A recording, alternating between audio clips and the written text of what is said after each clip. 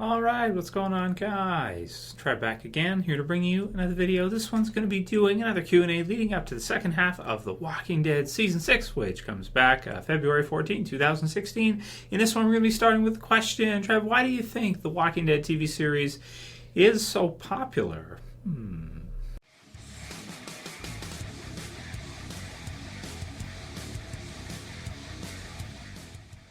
Or maybe I should rephrase, not just the Walking Dead TV series. The Walking Dead comic book series is also very, very popular, of course. And I do have a question with this one, and I kind of phrase it this way. But this is from Sly. He's from Germany. He says he's becoming a teacher in Germany.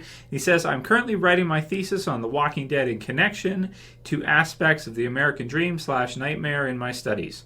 I would be interested in your opinion on this. I am especially focusing on aspects like race, ethnicity, liberty, freedom, manifest destiny, frontier, and the breakdown or flip side of the phenomenon of the American dream. If you've got time to answer, I would appreciate the input. Best wishes. So it's kind of, translation's a little bit, it's a little bit kind of, I'm not exactly sure where he's going with this, what exactly he wants me to give my thoughts on and what his thesis is itself.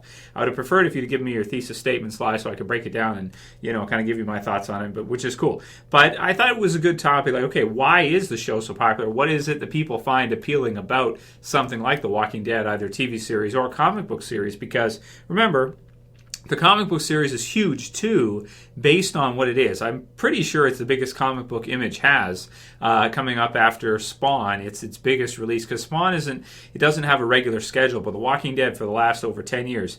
Every month, you have a new Walking Dead issue, and it's always one of the biggest sellers. Sometimes it's in the top 5 or top 10 for comic books, and it's not part of Marvel, it's not part of DC. So being with Image, a smaller company like that, Todd McFarlane and the gang that started Image Comics in, what was it, the 90s? Pretty sure it was the 90s when it got started. It's a huge release for that company. Huge. What Kirkman's done with the comic book series is huge. So why did it work and a lot of Kirkman's other stuff didn't? Invincible is another one that's kind of worked, but not to the extent The Walking Dead. Why is The Walking Dead? Why does it appeal to people so much? He talks about here kind of the American dream or nightmare. Well, okay, let's focus on that to start. So I think your idea is kind of the American dream, kind of living kind of a rich life, maybe having your, stable family, you have your maybe 2 kids and parents, or maybe 3 or 4, whatever, lots of cash, big nice house, all that kind of stuff, everything new and, new cars, kind of thing, all this stuff. Just a really nice life, what we would see on some drama series, where, Desperate Housewives or whatever, where the man goes off to work and then the wife does whatever she wants to do, which is usually not good because drama is meant to be exciting, passions and whatever. Anyway, people who look like they're in the hills or something. So, so I guess that's your idea. But, the thing with it is it's a popularized dystopian. That's the word, dystopia or dystopian, which dystopian fiction, sometimes combined with, I'll just read the definition, but distinct from apocalyptic literature, is very close to it, is the opposite creation of an utterly horrible or degraded society that is generally headed to an irreversible oblivion or dystopia. So what we're seeing in The Walking Dead, a zombie apocalypse, or the idea of an apocalypse just in general, because there's other shows too, like for example, Last Man on Earth, which is really, really fun. No zombies or anything like that, but it's kind of like a very apocalyptic situation. You only have a few survivors left, this kind of idea. It's just kind of one of those, I think, the genre itself is interesting to study the human condition in when you get to see people in a different type of world. When you get to break down and see how people would grow, how people would develop, and how they would react in a different type of reality frame that's different from ours. Like in our reality frame, everything is pretty much for people going good in North America. There's no war here. There's war elsewhere. Unfortunately, people are still, that's still going on. You wish it wasn't, right? Of course. But it's a peaceful time here in North America for the most part, unless you go join the military and go overseas or something. You work, you do your thing, you survive. It's all great. It's all gravy. But you have some tough times, there's some tough stuff going on. But for the most part, you're good. I think it's fun to watch something like The Walking Dead or Game of Thrones or a series like this where people, not necessarily that we like to see people suffer, but we like to see people struggle. We like to see characters struggle for survival and that's the whole survival horror genre. And you try to guess who's going to survive longest, who's going to change, how they're going to change, and it's just interesting to see a different type of world like that takes itself seriously over the long term. It's when I was growing up, there was always anime, and I always hated North American shows. I was a big anime fan growing up, and the reason why was because the shows they had were not episodic. The manga anime they had, it was, you wouldn't have one episode, like you have an episode of The Simpsons, but in the next episode, what happened prior doesn't matter. It doesn't affect the future. You don't have an ongoing long story like that, whereas in The Walking Dead you do. Very similar to anime. It's kind of like Kirkman took the anime approach to it, or long-term running comic book series approach, and applied it to a zombie apocalypse, which has never been done before. You know, there's been lots of zombie apocalypse movies and stuff like that, novels, books, things of this nature. But never one that was long-running where you could really dig in and see the human condition and see characters change, grow, and learn in a different type of environment that is really exciting to see whether or not they're going to survive and what they're going to have to do in order to survive. You can bring in the questions of morality, and it just is a really interesting, different reality frame to study human beings when they're not the top of the food chain anymore. When human beings are not, you know, the dominant species on the planet, you have something else that is dominant. In this case, is zombies.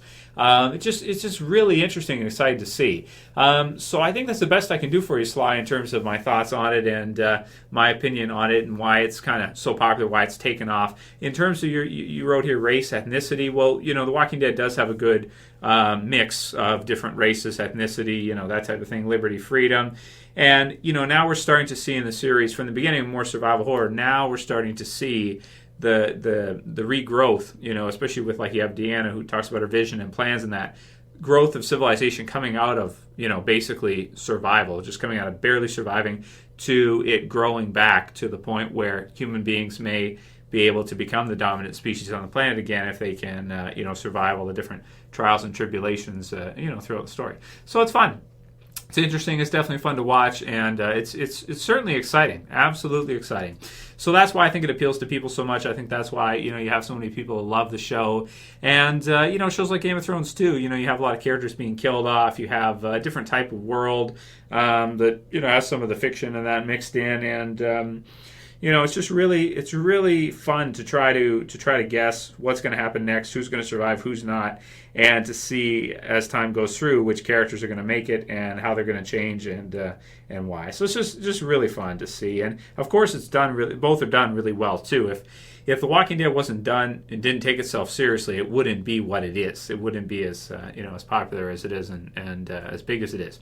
So yeah, those are my thoughts for you, Sly. I hope that's what you were looking for. I hope that's what you wanted to see.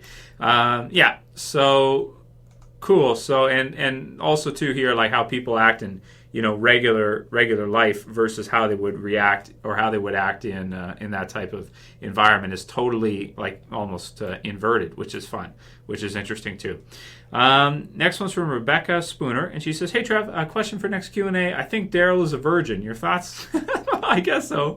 I mean, I guess he would be. I would think that he would be, right? Because we've never seen him be interested. He doesn't seem to be interested. You know, he seems like he's too damaged. He's too closed off. He wouldn't be open to trying that with someone else. I don't think he wouldn't let himself be vulnerable and do that because of how damaged he is from what happened to him when he was growing up and everything. I think you're right. I think he would be a virgin, I would think, at this time. So it's kind of weird. Some of our response to that, probably. Next one's from Hypernova 2K 2.0, and here she says, "Hey Trev, Q&A question. Who do you like more, the TV series Governor or the comic series Negan?" That's a really tough question. David Morrissey's Governor versus the comic series Negan.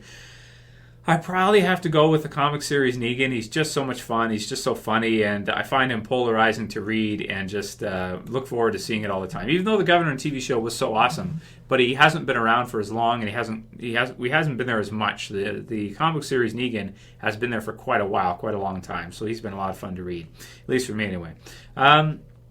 We'll do a couple more. Next one's from Flynn M, and he says, "Hey, Trev, I have a question for your Q&A. Do you think it was a mistake to cut Rick's hand off in the comic series because it really weakened him physically? If not, then it was was it a mistake letting him keep his hand in the TV series?" I think I've heard people say this, but I've never seen the interview or seen when Kirkman said this. But I believe he said he did, or at least I heard anyway, that he said he did regret cutting Rick's hand off in the comic book series, and he had done it for kind of like shock factor to get people to read and to keep people reading, to show that no one was safe. And it worked. It made sense, and it makes sense for the character in the comic book series, I think. And I think it's just because of the practicality of the TV show that it would be too hard for them to do it in real life.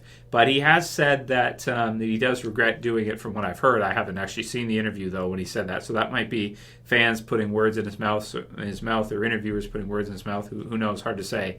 But yeah, I don't think it was a mistake in the comic book series, but in the TV series, I think it would be a mistake because he's got to do a lot of the action stuff. In the comic series now, he's getting older and stuff, so it makes sense that he wouldn't be fighting all the time. He'd be doing some other things. He wouldn't be doing it himself. He'd have guys do that for him. Next one's from Cole Radcliffe, and he says, Q&A question, what characters do you wish had more screen time and development so far in Season 6? And are there any characters you think have had too much screen time? I say more Tobin and Heath and less Enid. Love your channel. Keep up the great work. That's a good call, but they are kind of using Enid as like a TV series version of Sophia, so they kind of need to. Daryl, of course, is a character. A lot of people complain about not having enough screen time, but he will have more in the future, of course. Let's see, who else do we have? Glenn certainly got tons, maybe a little bit too much, but they had the fake death thing, so that made sense. Rick actually didn't get as much screen time as usual, which is different. I would have liked to see him and Jesse a little bit more on what happened with the two of them. They showed a few quick things, but they didn't show that much. And yeah, so that's a little bit unfortunate. The characters with too much time, maybe the Tara stuff with Denise and that, even though she's kind of in trouble now too, so it makes sense they put in some of that. For the most part, I think they've done a pretty good mix. They've had a pretty good mix of everything thus far. Next one's from Clear as Day. Thanks, Trev, for putting my Q&A and your thoughts in your last video. Give me your thoughts on Scott Gimple's comments regarding Negan when he stated that he will see, quote-unquote, see Negan brought to life straight out of the books, even though he probably won't be yelling profanity. Keep up the good work, man. That's from Clear as Day. So, yeah, well, they'll probably put the profanity in the Blu-ray version, the Blu-ray DVD version, which I'll be buying anyway, so that'll be cool to see. But, yeah, aside from that, it looks like they're going to try to pretty much interpret him exactly. I mean, Jeffrey Dean Morgan, who played the comedian in Watchmen and a lot of his other stuff, too, he's, like, perfect. I heard a few people say that Henry Rollins would probably be better, and I've heard that Henry Rollins is actually the person that Negan is based off of in real life, which is it sounds accurate because he's actually from Washington, D.C., and his personality is a lot like Negan, to be honest, and Negan even looks like him. So that's funny. I don't know if that's 100% true because I think Charlie Adler said that. I haven't heard Kirkman say that, if Negan was actually based on Henry Rollins. But, yeah, no, he's Jeffrey Dean Morgan is a great casting choice for him. He's big, he's funny, he's got the smile, he's just perfect for him. So it's a great, there's lots of other casting choices they could have gone with too, like we mentioned a lot of them over the years. But definitely the guy they chose is one of the best choices they could have gone with. I don't know if Henry Rollins would have been able to do it. Plus, he's getting a little bit older now, that kind of deal too. He'd have to dye his hair. His hair's all gray, that kind of thing. I don't. He's busy anyway too. He's doing all kinds of stuff. I'm not sure if he'd be interested. Plus, you have Bruce Campbell's in his own TV show now, Ash vs. Evil Dead. That's ongoing. And, other people have other projects they're working on, video Joes and stuff like that. So I think Jeffrey D. Morgan is pretty much a perfect cast, and he should do a great job of interpreting him from the comic books to the TV series. I mean, he seems a lot like him in real life, to be honest. Anyway, so it should be fun. So let me know what you guys think about all those different questions. You can write your comments below on them. And if you like the video, you can thumb it up below. If you want to help support the channel, you can share, you can favorite. And if you're new and you want to subscribe, you can subscribe at the bottom left. That's it for this video, guys. We'll see you again for another one, maybe tomorrow. As always, it's Trev. I'm saying peace.